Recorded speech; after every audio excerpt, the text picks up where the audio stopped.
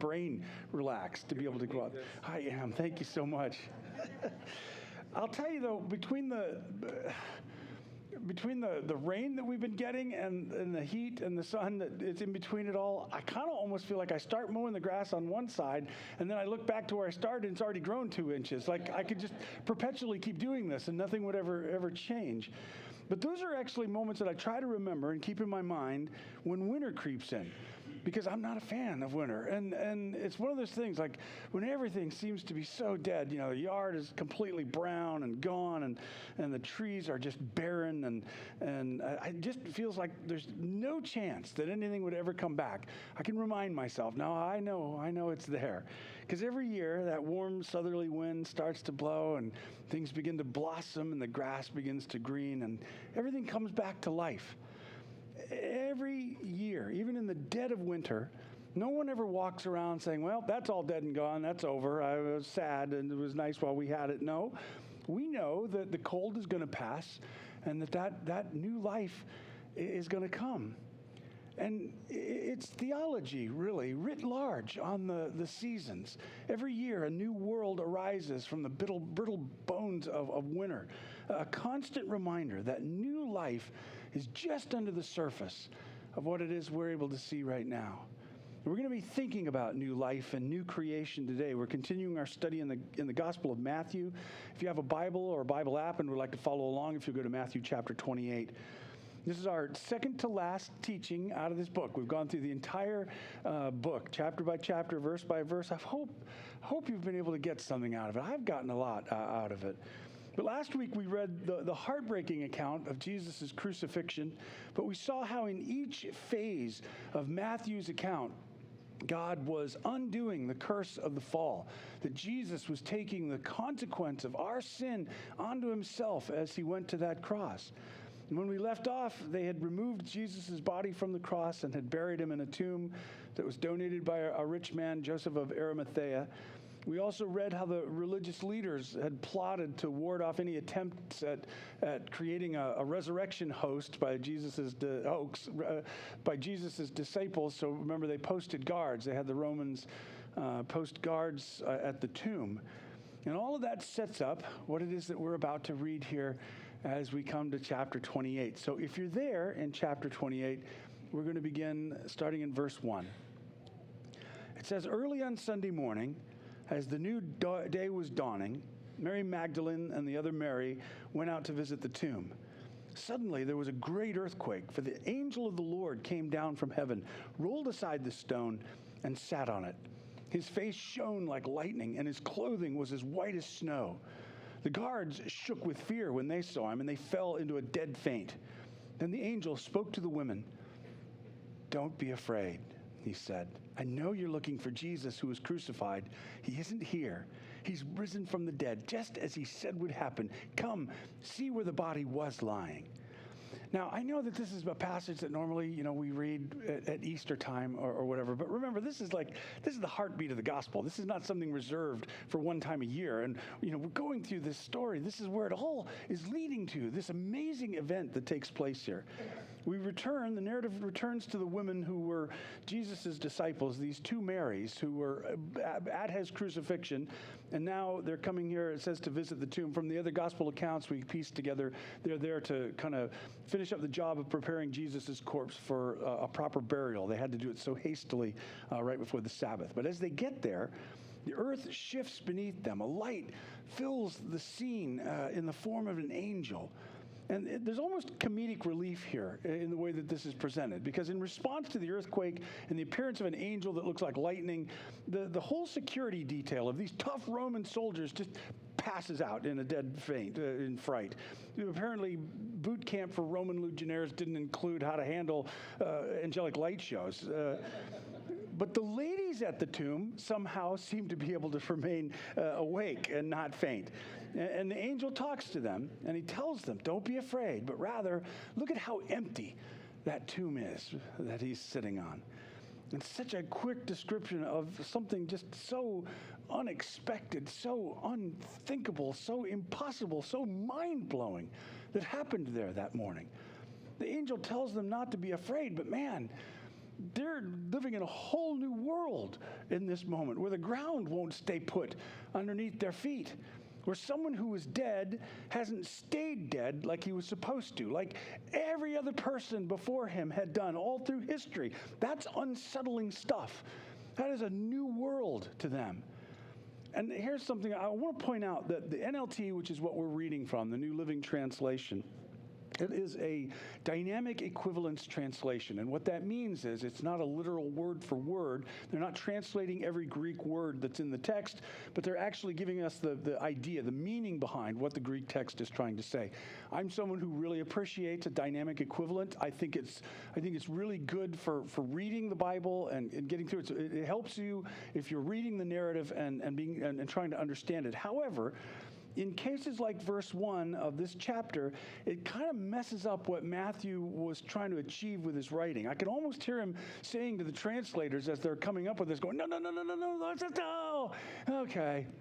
I mean, it was what I was saying, but not how I was saying it, because Matthew was trying to set us up for something in here. In the original text, and in most translations, verse 1 reads, after the Sabbath, at the dawn of the first day of the week, Mary Magdalene and the other Mary went to the tomb. What Matthew is doing is cueing us into patterns of Genesis here. He didn't just start the story on Sunday. On Sunday, no, he connected it to the day before. The Sabbath is always known as the seventh day, the last day before entering into God's newly created order as we see it in Genesis. The Sabbath is, like you'd say, the conclusion. The eighth day is the beginning of a new week, a new world. We're confronted with this familiar pattern or cadence. We read at the end of chapter 27, the darkness had filled the scene. And here, light bursts onto the scene. God separates the light from the darkness, and the evening and the morning are the first day. In the creation story, darkness and chaos covered everything, and God spoke light into existence. And here at the tomb, the light of day dawns, and an angelic heavenly light blazes out, separating out the darkness. So here in this sequence of event, light has split the seams of the universe, and a whole new world is emerging. Everything we thought we knew has changed suddenly. The darkness and the death, they don't have the final word because something new has happened. And I believe what Matthew wants us to know and to believe is that the resurrection of Jesus reveals to us a new creation. Matthew's clearly declaring Jesus' resurrection has accomplished this. Sabbath is over, a new day is dawning. But for everybody witnessing this event, you got to put yourself in their sandals trying to figure this out. And I can imagine there's still a lot of trepidation in all of this, because we'd naturally start to wonder, well, what sort of new day is this going to be?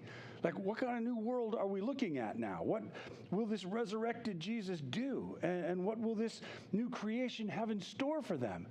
What's it going to have in store for those who deserted him or denied him or just simply stood and witnessed his grisly murder with no ability to do anything or to stop it?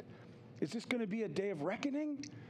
Is this resurrected Jesus going to come out like Wyatt Earp in Tombstone saying, tell him I'm coming and hell's coming with me? No. This new creation begins with the words, don't be afraid. Don't be afraid. This is forgiveness and reconciliation and life breaking into this old world. No matter where we've been, no matter who we are, new creation brings redemption, first to our hearts, then to our lives, and ultimately to this whole world. That's why it's good news. That's why all of this has always been good news. God is bringing life where once there was death.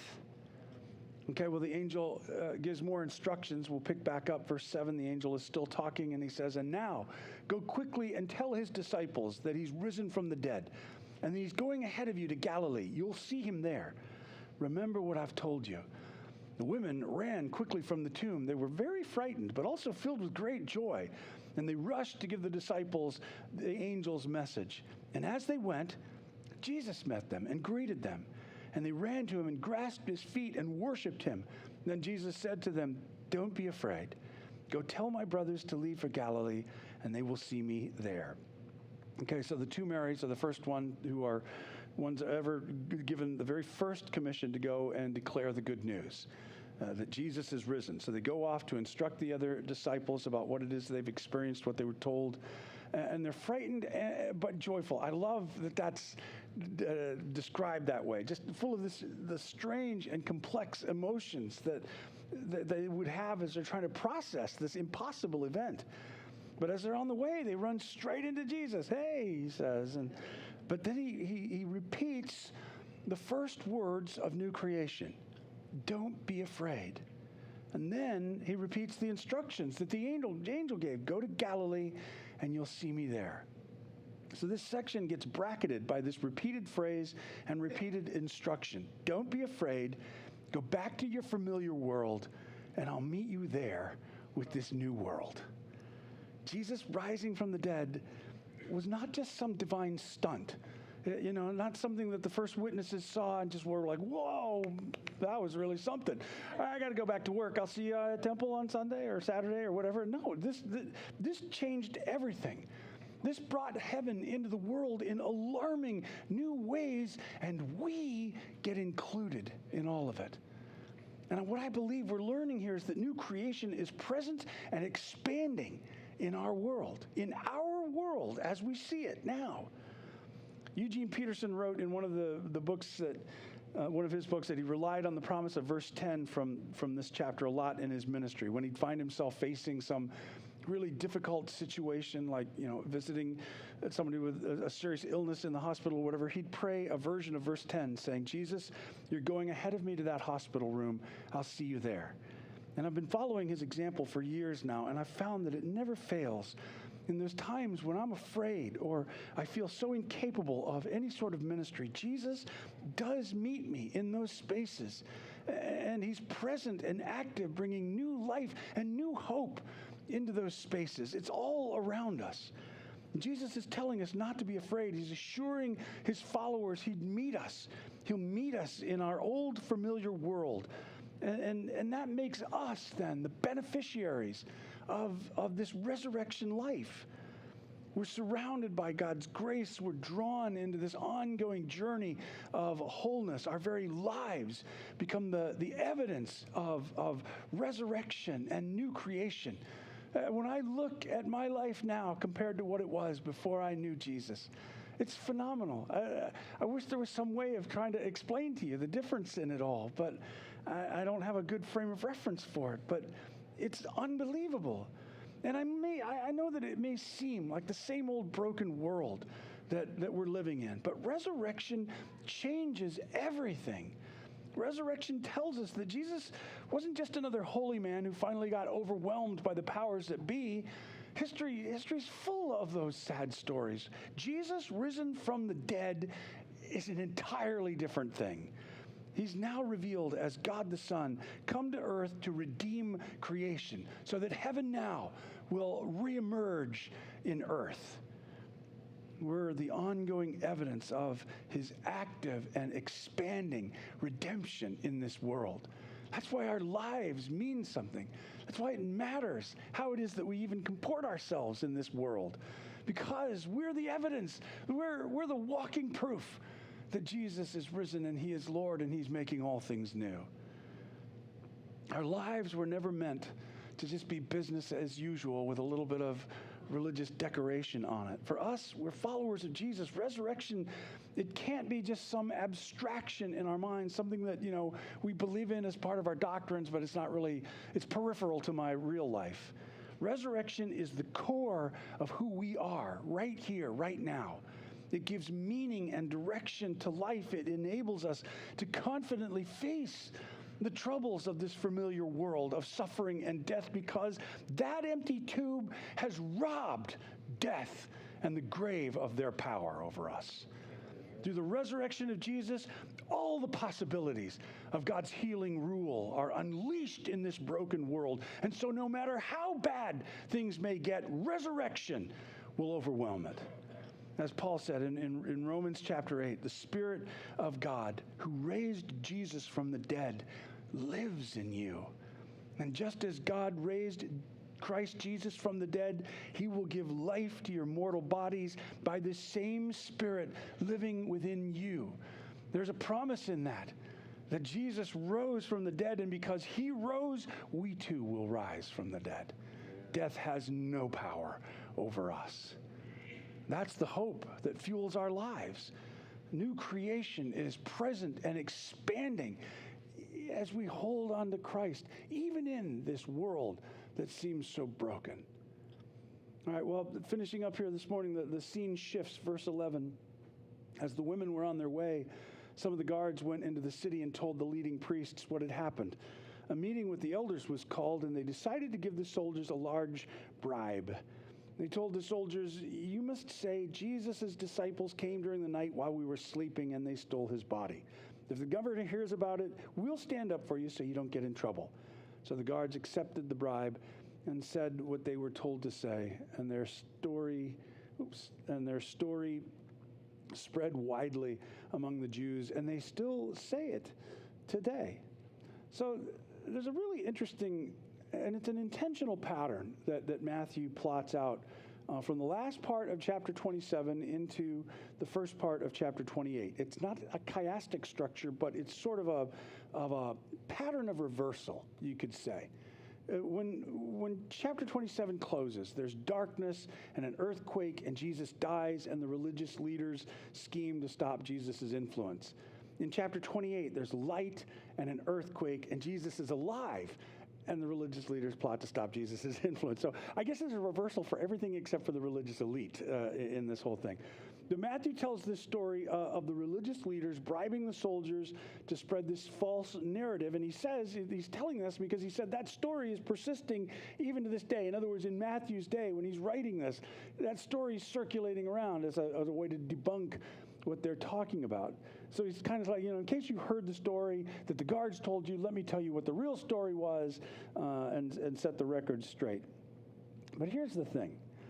I mean, even though they did tell this story, even though it's a story that left from the guards, from that meeting with the high priest, and they went out and they spread a story that was persisting to Matthew's day, it did not have the desired effect.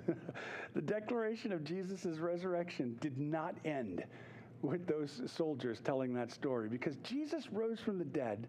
There is no stopping new creation.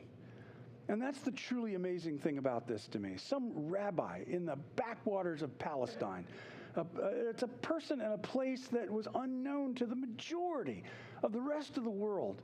He gets executed by the mighty Roman Empire like thousands did before him and thousands did after him, whose story, instead of dissolving into obscurity like a drop of water falling into a vast ocean, his story suddenly bursts onto the field of history with this bold declaration of resurrection.